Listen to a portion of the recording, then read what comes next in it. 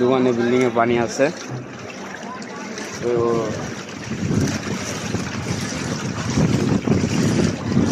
আর কিছুক্ষণ বৃষ্টি হয়ে যায় তো ঘন্টাখানে বৃষ্টি হলে প্রায় অনেকটাই চলে যেত ডুবাই।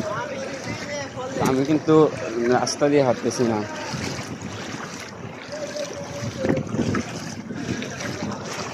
আমি সাইডে দিয়ে হাঁটতেছি, তারপর আমার হাঁটু পর্যন্ত পানি।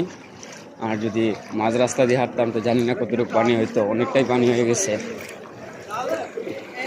তোমরা দেখো আর অবশ্যই কমেন্টে জানাবা কী পরিস্থিতি হতে পারে।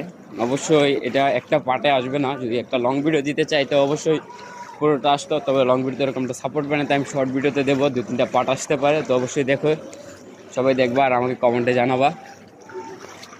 আর আমি পুরোটা মেন জায়গায় যদি দেখাইতে চাই তো আমার অনেকটা সময় লেগে যাবে।